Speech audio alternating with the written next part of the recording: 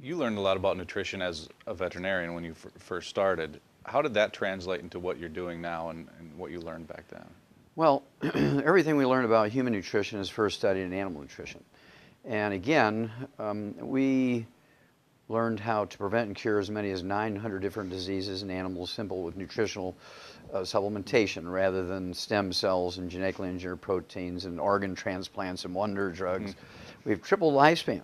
We have triple lifespans. An old dog 60 years ago was 8 years old. Today, an old dog is 25. We did that simply by putting vitamins and minerals in either their canned dog food or their dry dog food. And as a kid, it seemed odd to me that we did that for animals and nobody was doing it for people. And so it was very heavily imprinted upon me that you can only be in business financially in the livestock industry, because that's how I grew up on a purebred Angus farm, was that you had to have, you're feeding 100 cows, you had to have 100 perfect pregnancies without some kind of problem where the cow had to be in bed for 3 months, the last months of pregnancy. You had to have calves that were healthy enough to stand and nurse out in the pasture in the middle of the night when they were born without attendants. And you had to have enough health in those calves so that they reached market weight or reproductive age without the need for veterinary care. We're able to pull that off just simply by adding vitamins and minerals. And as a result, when I looked at the people living on farms and all their early deaths, what they were dying from, I said, well, we got rid of that in animals.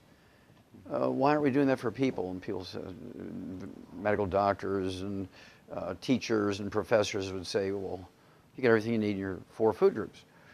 Well, of course, that's nonsense.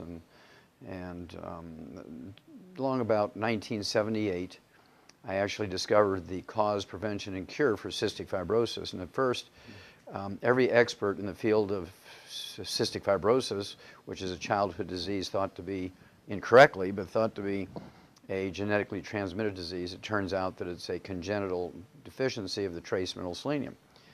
And I proved this, got experts to agree on my cases of cystic fibrosis in primates.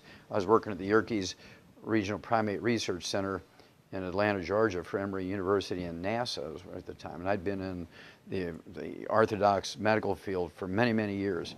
And the book that I had written on some of my projects, one of these big 1,200-page reference books, is in the Smithsonian Institute as a national treasure, right?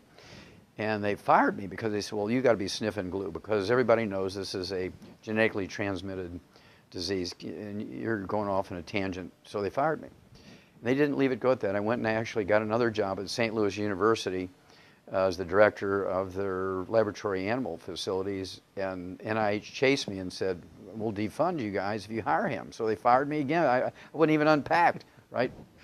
So I knew this was going to be a disaster. And so what turned this around nicely was 2 years ago, the National Science Foundation in their official journal came out and said one of the most useful findings, unexpected findings from basic research where it was just serendipitous finding, was the discovery of cystic fibrosis in a monkey by a young pathologist. Well, they said with a little bracket that Emory University refused to release the name of the young pathologist, me, because they'd fired me, right? So we're in the process of getting the record corrected and so forth. And we've taken this now to muscular dystrophy. We now know the cause, prevention, and cure of muscular dystrophy. We've known it for 60 years in the livestock industry, and of course, the medical system, well, they dismiss that, well, that's in animals, not true in people. Well, I spent 2 weeks in a county in which a significant number of kids are born with muscular dystrophy, and we're able to reverse it quite simply with supplementation, and it's certainly preventable because Purdue University has already done the groundwork in the animals in the area, and because these minerals are missing in the soil, they couldn't raise livestock. So Purdue University found out 50 years ago if you add these minerals to their feed, no muscular dystrophy. But the people living on the land there got muscular dystrophy because they didn't supplement. It's just beautiful.